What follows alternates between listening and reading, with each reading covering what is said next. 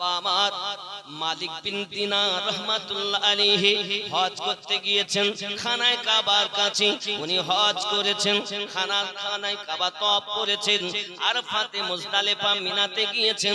সমস্ত নিয়ম আরকানগুলো পালন করার পরে খানায় কাবার কাছে দাঁড়িয়ে দাঁড়িয়ে মহান আল্লাহ পাকের দরবারে দুখানা হাত পেতে দিয়েছেন। মালিক, আমি মালিক বিন দিনার আপনার দরবারে জানতে চাই এই বছর কার হজ কবুল হয়েছে, কার হজ কবুল হয়নি, মেহেরবানি করে আমাকে বলুন। মহান আল্লাহ পাক আল্লাহ তাআলা ইলহাম করে জানায়, এই মালিক বিন দিনার, এবছর সকল ব্যক্তির হজ কবুল হয়েছে, শুধু একজন ব্যক্তির হজ কবুল হয়নি।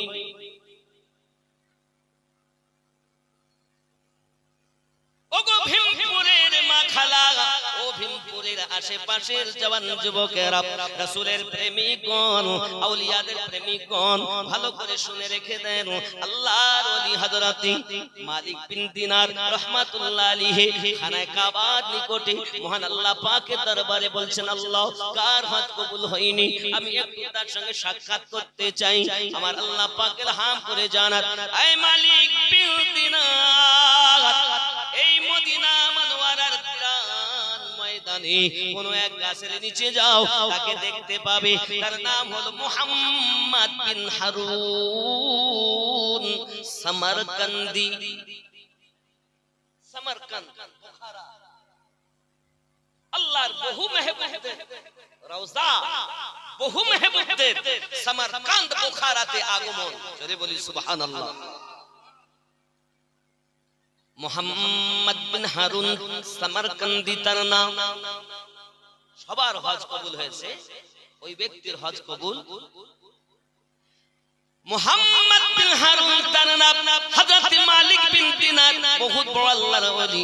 ও জওয়ান যুবকেরা, সোনা মানিকেরা, হযরত মালিক বিন দিনার রাহমাতুল্লাহ আলাইহি পৃথিবীর সরজমিনে উনি তাকে দেখা করার জন্য মদিনা মনোয়ারার বিরান ময়দানে গাছের একটি নিচে আপনার গিয়েছেন।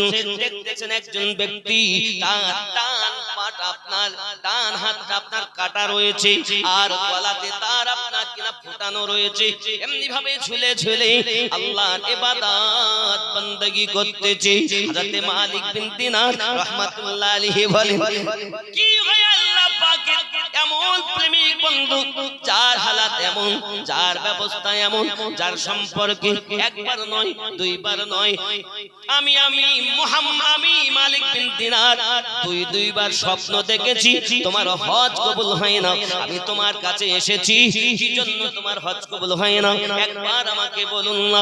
সঙ্গে সঙ্গে আপনার মুহাম্মদ বিন হারুন সামারকান্দি বলতেছে, ওগো মালিক বিন দিনার, পৃথিবীর সরজমিনে 40 বছর ধরে আমি আল্লাহর ইবাদত বندگی করি, 40 বছর ধরে খানায় কাবার আমি তওয়াফ করি, আমি খানায় কাবার নিকটে মাকামে ইব্রাহিমের কাছে আমি আল্লাহ পাকের ইবাদত বندگی করি, কিন্তু আমার ইবাদত আল্লাহ পাকের দরবারে কবুল হয় না, আমার গুনাহ মাফ হয় না। আমি পৃথিবীর সরজমিনে এমন পাপ করেছি, এমন গুনাহ করেছি, আমার পাপ মাফ হয় না। হযরত মালিক বিন দিনার সঙ্গে সঙ্গে বলেন, ভাই ওই অপরাধটা কি একবার বলুন। কোথায় নামাজ পড়ে?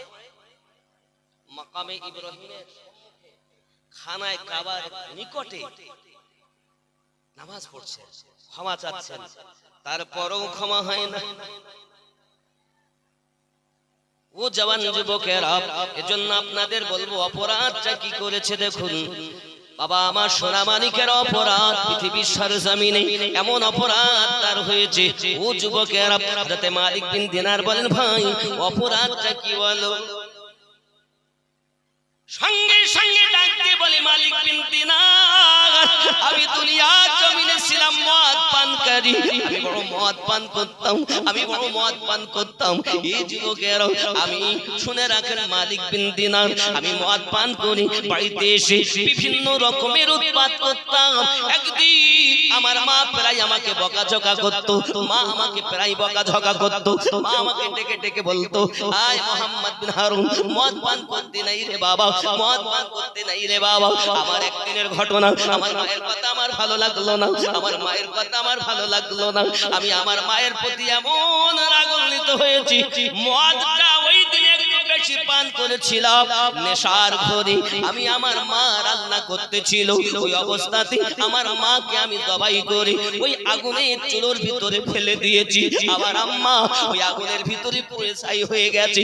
আমার বিবি আমাকে জলদি করে ধরে নিয়ে ঘরের ভিতরে বন্দি করে দেয়, বাইরে থেকে দরজা আপনার দরজাটা লাগিয়ে দেয়। সারা রাত থাকি, সকালবেলা যখন আমার হুঁশ ফিরেছে, আমার বিবিকে যখন ডাক দিলাম, বিবি দরজাটা খুলেছে। বিবি দরজাটা খোলার পরে আমার বিবিকে বললাম, বিবি রে আমার মা কোথায়? সঙ্গে সঙ্গে বিবি বলে, স্বামী তুমি এত বড় অপরাধ করেছো, তোমার জীবিত মাকে আগুনে ফেলে দিয়েছো। আমার স্বামী আপনার মতো জালিম আর বুঝি দুনিয়াতে নাই। মায়ের সঙ্গে এত বড় অপরাধ আপনি করেছেন। এ সোনা মানিকেরা, মহান আল্লাহ পাক রব্বুল আলামিন পবিত্র কোরআন মাজিদের ভিতরে বলছেন, ওয়াতানহারহুমা, তুমি তোমার পিতা মাতা বিরক্ত যখন হয়ে যাবে তাদের সঙ্গে যেন উচ্চ গলায় কথা বলো না। আল্লাহুম্মা সাল্লি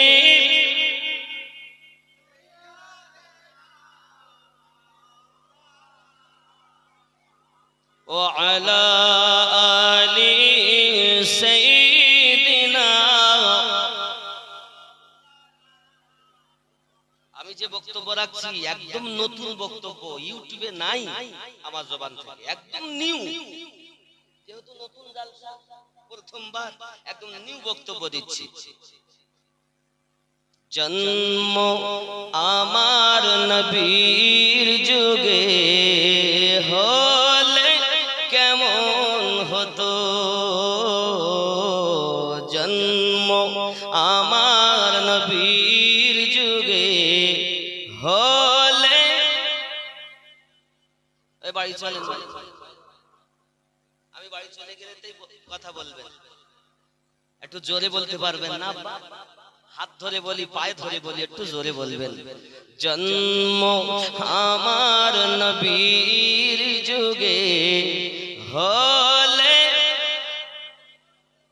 দুই নয়নে রাসূল পাক দেখিলে কেমন হতো, জন্ম আমার নবীর যুগে হলে আসতো ভেসে হযরতে বেলালের মধুর আযান, যে আযানে ছিল এমন প্রেম মুগ্ধ রহমান। সুবহানাল্লাহ। নাকি ঘুম আসছে? কুয়াশা কিন্তু অনেক পড়েছে, ইয়ে পড়ে না এর আগে, হঠাৎ কুয়াশা। জানি না আল্লাহ কি রহমত। ওহো, আমি চেয়েছি, জানি আমি সকাল সকাল বলে চলে যাব, অনেক দূর, প্রতিদিনের ব্যাপার, আপনারা খুব রাত করে দিলেন। বাবা, আমার খুব অসুবিধা, কারণ আমি এত রাত কথাবার্তা। আর আমার ছেলের তো শুনে দেখছেন গজল বললো আপনাদের কাছে দুকলি, ভয় ভয় তো জানি না বলবে কিনা চিন্তা নেই, এসেছে আমাকে দেখা করতে। এই মাদ্রাসা দারুল হুদা ইসলামিক ইউনিভার্সিটির ছাত্র, আপনাদের কোলে পড়ে থাকে আমার বাচ্চা। আব্বা আমার এই মাদ্রাসাটায় প্রতি মাসে 15 লক্ষ টাকা ব্যয় আছে। কত লক্ষ বললাম? আচ্ছা, এই জায়গাটা ওয়াহাবি কিনা একটু আমার জানা দরকার। জানা দরকার না? আপনার কি মনে হয়? জানা দরকার তো। যারা বলতে যাচ্ছ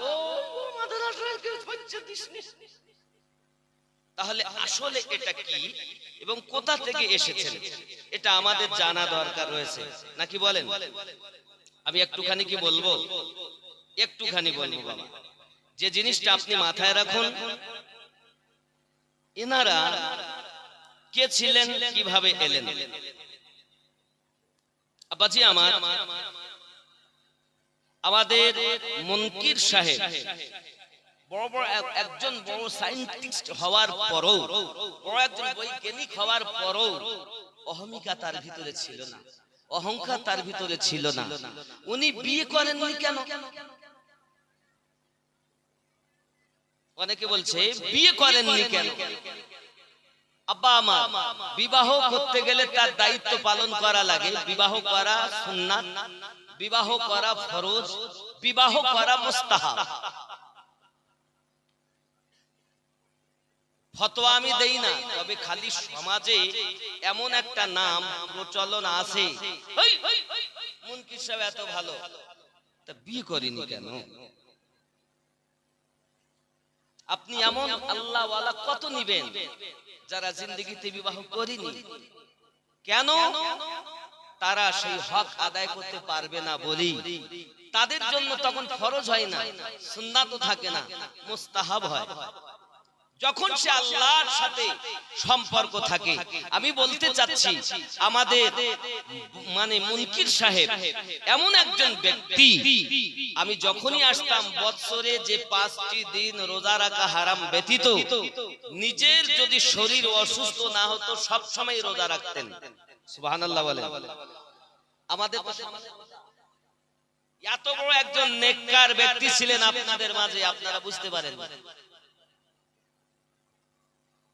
এই ভীমপুর তথা আপনার পাশে কি লম্বা পাড়া, হরিশপুর, নয়াগ্রাম, এতটা অঞ্চলে এরকম একজন ব্যক্তি নাই। দুপাতা শিক্ষা করতে পারে না, অহংকারে ঠেলে পড়ে। কটা লোক যদি তার পিছনে এসে একটু বলে ইনকিলাব জিন্দাবাদ, আমি খাবো তোমরা বাদ, তো ও আর ঝুলিয়ে চলে। আরে অহংকার তো আল্লাহর জন্য, আর অহংকার চলে রাসূলে পাকের জন্য। পৃথিবীর কারোর আর অহংকার করা। তিনি একজন নেককার ব্যক্তি ছিলেন। নসিব ভালো যিনি মসজিদের পাশে শুয়ে আছেন, নাকি? আল্লাহ এ নসিব সকলের দেয় না। যাই হোক, গজলের আশাটা একটু আপনাদের আমি আওয়াজটা চাই, পরে আমি বলছি কে ছিলেন ইনি, এই কোথা থেকে আসলো এবং এর তরিকতটা কি। জন্ম আমার নবীর যুগে হলে, দুই নয়নে রাসূল পাক দেখিলে কেমন হতো। জন্ম আমার নবীর যুগে হলে, আসতো ভেসে হযরতে বেলালের মধুর আযান, যে আযানে ছিল এমন প্রেম মুগ্ধ রহমান। দয়ার নবীর পিছে নামাজ, দয়ার নবীর পিছে নামাজ পড়িলে কেমন হতো। জন্ম আমার নবীর যুগে হলে, দুই নয়নে রাসূল পাক দেখিলে কেমন হতো। জন্ম আমার নবীর যুগে হলে কেমন ছিল দৃশ্য মদিনার, দেখছেন সব সাহাবী। খেলছে নাতি হাসান হোসাইন পাশে দয়াল নবী। কেমন ছিল দৃশ্য মদিনার, দেখছেন সব সাহাবী। খেলছে নাতি হাসান হোসাইন পাশে দয়াল নবী। নবী ডাকছেন নাতি হাসান, শুনিলে কেমন হতো জন্ম আমার নবীর যুগে। আয় হায়, আল্লাহ কবুল করুন, আল্লাহ স্বপ্নের মাঝে একবার নবী পাকের দিদার নসিব করে দিন।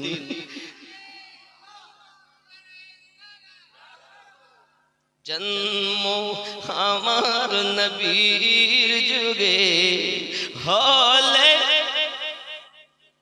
এ বাবা ফেরেশতারা রেকর্ড করবে, হাত দুটো তুলে বলুন, জন্ম আমার নবীর যুগে হলে কেমন, তুই নয়নে রাসূলে পাক দেখিলে কেমন, জন্ম নবীর যুগে। তিনি কত আলোচনায় থাকতাম আমরা সামনে রাসূলে পাক হতেন, পাশে সাহাবাগণ আবু বকর ওমর উসমান আলীর সঙ্গী কেমন, হায় হায় আবু বকর ওমর উসমান আলীর সঙ্গী কেমন হতো, তুই নয়নে রাসূলে পাক দেখিলে কেমন, জন্ম আমার নবীর যুগে। আয় আল্লাহ, ফেরেশতাদের দ্বারাতে আজকে ছবি হয়, আয় মালিক সকলকে স্বপ্নে আমার নবীর দিদার নসিব করে দাও। তুই নয়নে রাসূলে পাক দেখিলে কেমন, জন্ম আমার নবীর যুগে হলে। বন্ধুরে বাবারে, হযরত মালিক বিন দিনার বলতেছেন, ও মুহাম্মদ বিন হারুন সামারকান্দি, পৃথিবীর সরজমিনে আর তুমি কিছু পেলে না, তুমি তোমার মাকে এমন করে কষ্ট দিয়েছো। ওরে আমার সোনা মানিকেরা, আয় মালিক বিন দিনার, একদিন নয় দুই দিন নয়, আমি আজ 40টা বছর, আমি আজ 40টা বছর যাই খানার কাবার কাছে যাই, খানায় কাবার কাছে যাই, আল্লাহ পাকের কাছে কাঁদি, মাকামে ইব্রাহিমকে সম্মুখে রেখে আল্লাহ পাকের কাছে কাঁদি, কিন্তু আমার গুনাহ মাফ হয় না। ও সোনা মানিকেরা, আজকের মেহফিলে যারা এসেছে, খবরদার পৃথিবীতে মাকে কষ্ট দিবেন না, বাপকে কষ্ট দিবেন না। বাড়ি থেকে যদি আপনি দোকানে যান, মার্কেটে যান, কাজে যান, কর্মে যান, যেখানেই যাবেন না কেন সোনা মানিক, আপনি আপনার মায়ের হাতে চুমা দিয়ে যাবেন, বলুন ইনশাআল্লাহ। মায়ের হাতে চুমা দিয়ে যাবে। মা, এই যে প্রিয় নবী সাল্লাল্লাহু আলাইহি ওয়াসাল্লাম জানিয়েছেন, পৃথিবীর সরজমিনে যারা মায়ের খেদমত করে, যারা আব্বার খেদমত করে, আমার আল্লাহ তাদের প্রতি রাজি হয়ে যায়।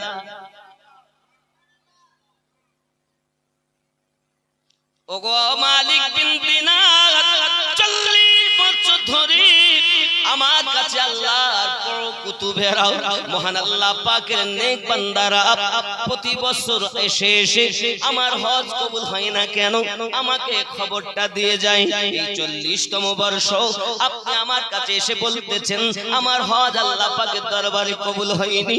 অপরাধ কিছুই নয়, অপরাধটা হলো একটাই, পৃথিবীর জমিনে আমি আমার মায়ের সঙ্গে বড় অত্যাচার করে ফেলেছি।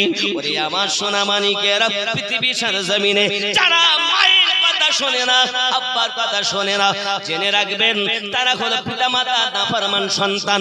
14ই শাবান দিবাগত রাতে ওই সন্তানটি যদি তওবা করে, আল্লাহ পাকের কাছে ক্ষমা চায়, আল্লাহ পাক তাকে ক্ষমা করবেন। আর নচিত তওবা বিহীন যদি ক্ষমা চায়, আল্লাহ তার দোয়া কবুল করবেন না। কারণ এটাই হলো 14ই শাবান দিবাগত রাত, ইবাদতের রাত। হে যুবক সোনামণিকেরা, ওই রাতে যে যত পারবে আল্লাহ পাকের কাছে ক্ষমা চেয়ে নেবেন, তাহলেই আমাদের জন্য লাভ। জেনে রাখবেন মদখোর ব্যক্তির দোয়া কবুল হবে না।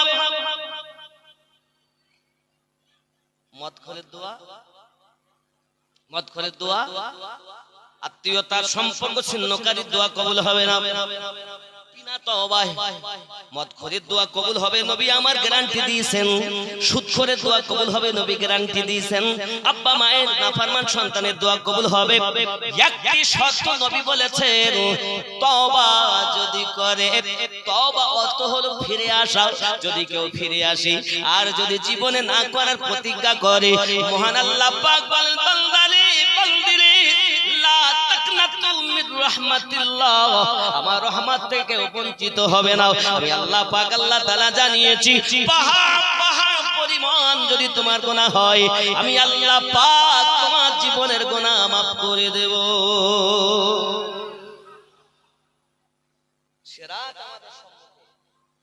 সিরাত আমাদের সম্মুখে।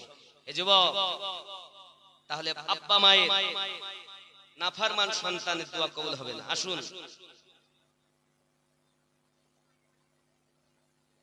কে ছিলে নিলেন, কে সেই কুতুব?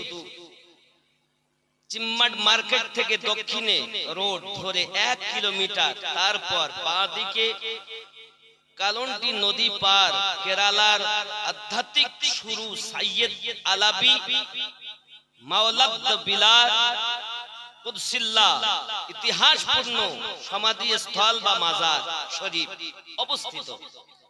প্রত্যেক দিন এখানে হাজার হাজার মানুষ নিজের আশা আকাঙ্ক্ষা নিয়ে উপনীত হয় এবং মনোপূর্ণ মনোবল নিয়ে আবার কোথাও গমন করে। কেরালার মানুষ আজও এই কেন্দ্রস্থল মারেফাত দৃশ্য অদৃশ্য ফলাফলে লাভবিত। জোরে বলুন সুবহানাল্লাহ। কে সেই কুতুব? সম্পূর্ণ নাম কুতুবুজ্জামান সৈয়দ আলাবি বিন মুহাম্মদ বিন সাহেল মাওলাদ বিলা টাঙ্গাল।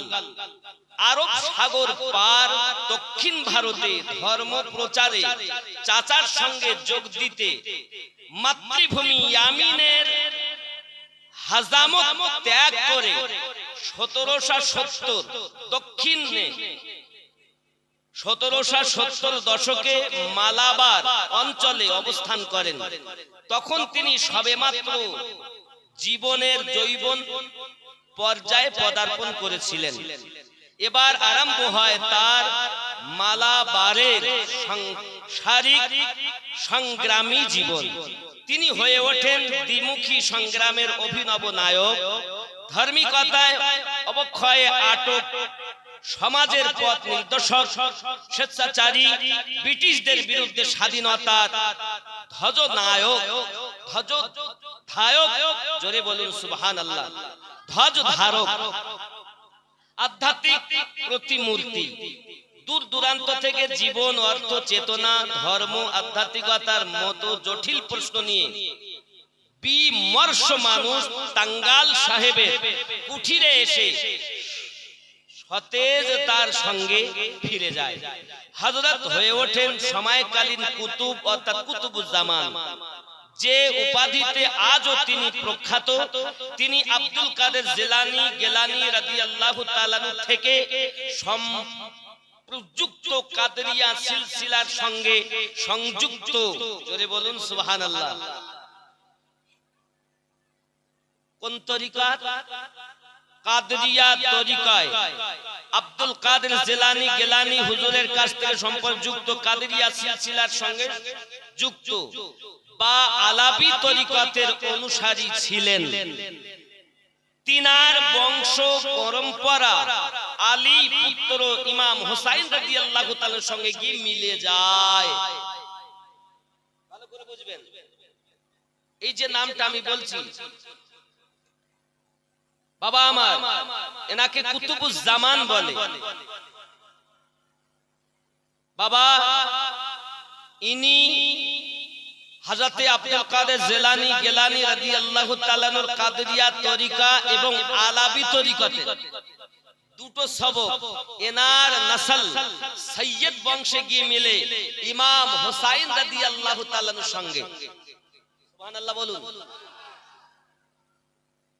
আরো শুনুন, আপনারা তো ওয়াহাবি ওয়াহাবি বলছেন, শুনুন আমি যেটা বলছি এটা আপনি নেটে সার্চ করলেও পাবেন।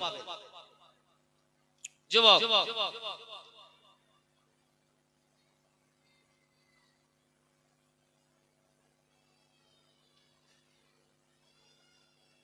তিনার বংশ পরম্পরা আলীর পুত্র হুসাইন রাদিয়াল্লাহু তাআলার সঙ্গে গিয়ে মিলে যায়।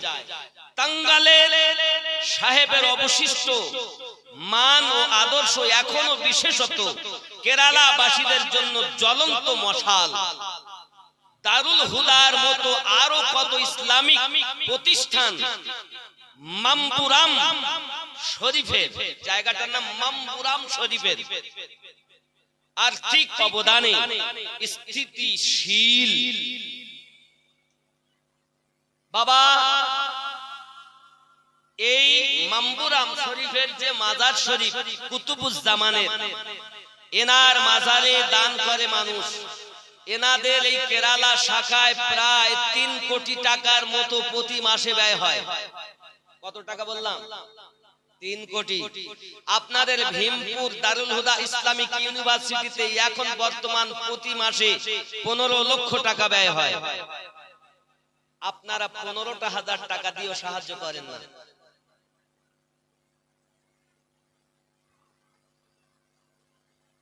তাহলে আওলাদে ইমামে হুসাইন পাকের সৈয়দ জাদা আওলাদ, সেই আওলাদের কাদরিয়া তরিকা এবং আলাবি তরিকতে যার কাছে মাল রাসূলে পাক থেকে এসেছে, ওনার এই তরিকতের আজ এই শাখা দারুল হুদা ইসলামিক ইউনিভার্সিটি আজ কেরালা থেকে হযরতে আপনার মরহুম আলহাজ মুনকির সাহেব কেবলা এনে আজ ভীমপুরের জমিনে দিয়েছেন।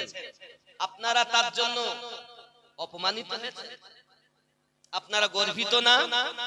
কথা বলেন, গর্বিত কিনা? গর্বিত কিনা? আজ বলেন আমার ছেলে, আপনার ছেলে যারা পড়াশোনা করছে তারা কি বলবে? তারা একটাই কথা বলবে, কোথায় পড়েছে? ভীমপুর। কিপুর? ভীমপুর, তাই তো বলবে।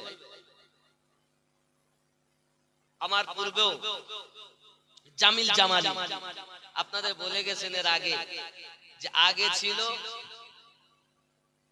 এক জায়গায়, বিভিন্ন জায়গায়, আর এখন আবার এর নাম হয়ে গেছে আল্লাহ পাকের দয়ার জান্নাতে। সুবহানাল্লাহ বলুন। এবং এই প্রতিষ্ঠানটা মাসলাকে আলা হযরতের উপরেই চলে। আরো জোরে বলুন সুবহানাল্লাহ। যারা এর বিরোধ করেছিল আগে, তাদেরই সন্তান এখানে পড়াশোনা করছে। যারা বলেছিল আরে আমি তো আপনাদের এলাকায় প্রায় 16-17 বছর থেকে জালসা করতে আসি, আমি যখন যেতাম আগে তখন এই টিনের ছোট ছাপড় ছিল, তা আমাকেই ওই যে আপনার হরিশপুরে আমার নয়া গ্রামে আমাদের মতিউর ভাই আছে, ওনার সঙ্গে আমার প্রথমনি আমার নিয়ে আসে, তা আমাকে বলতো ভাই এটা ওয়াহাবিদের হচ্ছে। আমি জানতাম ওয়াহাবিদের মাদ্রাসা, কথা বুঝেছেন। পরে আমি যখন আমার ছেলেকে দিলাম, একটা আমি জেনে গেছি সুন্নি, তারপরে আমি যখন ছেলেকে দিলাম, তাহলে আমার ছেলে তো পড়ছে, আমি জানি ও কি করছে না করছে, আমি খোঁজ রাখি। দেখলাম প্রতিষ্ঠানটা 4 মাযহাবেরই শিক্ষা দেওয়া হয়, কিন্তু এই মাদ্রাসায় যত মাসলা চলে মাসলাকে আলা হযরতের উপরেই চলে। আর মাসলাকে আলা হযরতটাই মাসলাকে ইমামে আযম, সুবহানাল্লাহ বলেন। মাসলাকে ইমামে আযম তারই একটি শাখা হলো দারুল হুদা ইসলামিক ইউনিভার্সিটি ভীমপুর। সুবহানাল্লাহ বললাম। আপনাদের কাছে আমি নিবেদন করব, আপনারা বুকে আঁকড়ে ধরুন, কারণ এই মাদ্রাসার পাঁজর ভেঙে গিয়েছে। এই মাদ্রাসার পাঁজর ভেঙে গিয়েছে। আমাদের মুনকির সাহেব কিবলা রাহমাতুল্লাহ আলাইহি দুনিয়া থেকে ইন্তেকাল করেছেন। আল্লাহ তৈরি করলেন তিনি মানুষের কাছে চেয়ে চিনতে, কত কষ্ট করে। কেউ জমির দিয়েছেন, কেউ জমির বদলে জমি নিয়েছেন, কেউ টাকা নিয়েছেন, নাকি বলে টাকা নিয়েছেন। জিন্দেগিতে এত বড় সংগ্রামী করে যিনি গেলেন, আজ কবরে শুয়ে পড়েছেন তিনি, আর উঠবে না। আপনাদের দায়িত্ব হলো মাদ্রাসাকে আগলে রাখা, নাকি বলেন, আগলে রাখা। এর পরেও যদি এত কিছু করার পরেও যদি আপনারা না পারেন, আমি জানবো ভালো কাজ সবার দ্বারাই হয়। আল্লাহ যাকে মনোনীত করে নেন তাদের দ্বারাতেই ভালো কাজ হয়, ঠিক নেই? আল্লাহ যেন আমাদের কবুল করেন। আমরা এই মাদ্রাসার পাশে, এই ক্যাম্পাসের সঙ্গে থাকবো ইনশাআল্লাহ। থাকবেন তো নাকি? কিন্তু হিংসুক থাকবে। হিংসা দিয়ে হিংসুকের মত ওগো চায় না জয় করা। প্রেম পরশে জয় করিলেন প্রেমিক হয়ে এলেন যারা, ওগো যায় না জয় করা। খোদা জাগার থাকে বুকে, তার পরাণ কাঁদে পরের দুঃখে রে। খুশি হয় না নিজের সুখে,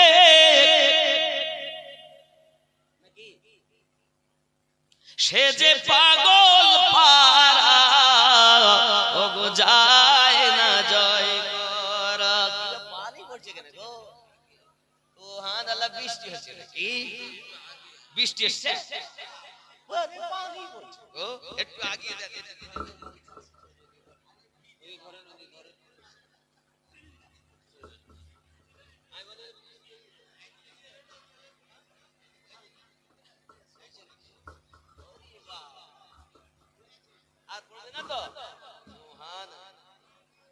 ভয় লাগে তো, আবার একে ঠান্ডা, তার উপরে যদি আবার হয় ঠান্ডা, বড় ভয় লাগে। খোদা জাগার থাকে বুকে, তার পরাণ কাঁদে পরে দুঃখে। সে খুশি হয় না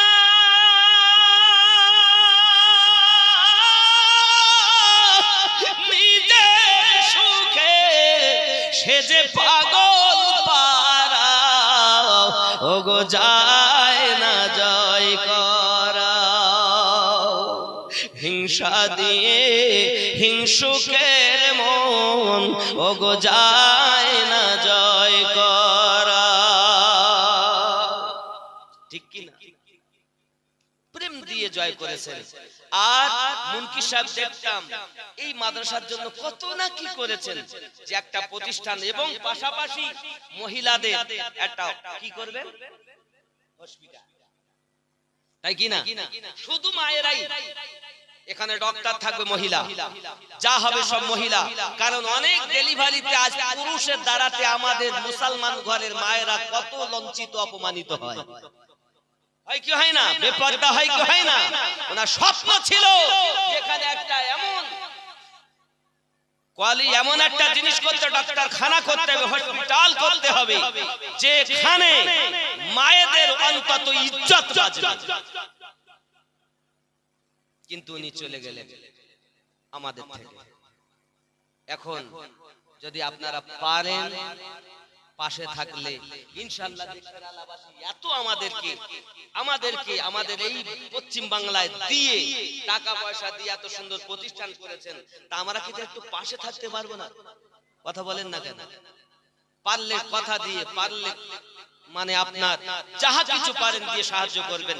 মাদ্রাসায় এখনো ভর্তি চলছে, মাদ্রাসায় ভর্তি চলছে। আমাদের সিদ্দিক খোদাবি সাহেব বলছিলেন যে হুজুর একটু বলবেন, ভর্তি চলছে। পরে আস্তে আস্তে বুঝলাম না, এ তো ওয়াহাবিদের প্রতিষ্ঠান না, এটা সুন্নিদের প্রতিষ্ঠান। তবে বাবাজি আমাদেরকে পাশে থেকে আরো যেগুলো ত্রুটি আছে সেগুলো দূরে সরিয়ে আমাদের মতো করে গুছিয়ে নিয়ে এখান থেকে আমরা আলেম ওলামা করব, এখান থেকে আমরা মানুষের মতো মানুষ, ইজ্জত আমাদের, আমরা ঠিকভাবে দেখে নেব ইনশাআল্লাহ। ইনশাআল্লাহ থাকবেন তো পাশে? অনেকে দেখতে এসেছেন, আমি নতুন আসছে চ যায়। আমি একটা নতুন গজল বলবো। আমি লিখিব চিঠি দিব তোমায়, চিঠি পৌঁছে দিও রওজায়। আমি লিখিব চিঠি দিব তোমায়, চিঠি পৌঁছে দিও রওজায়। কবে আসবে মদিনার পায়ে গো, গায়ে বাঁধব হাজিদের ইহরাম। কবে আসবে মদিনার পায়ে গো, গায়ে বাঁধব হাজিদের ইহরাম। আমি ঘুরব মদিনার চারিপাশ, দু চোখে দেখব সবজে গুম্বাদ। আমি লিখিব চিঠি দিব তোমায়, চিঠি পৌঁছে দিও রওজায়।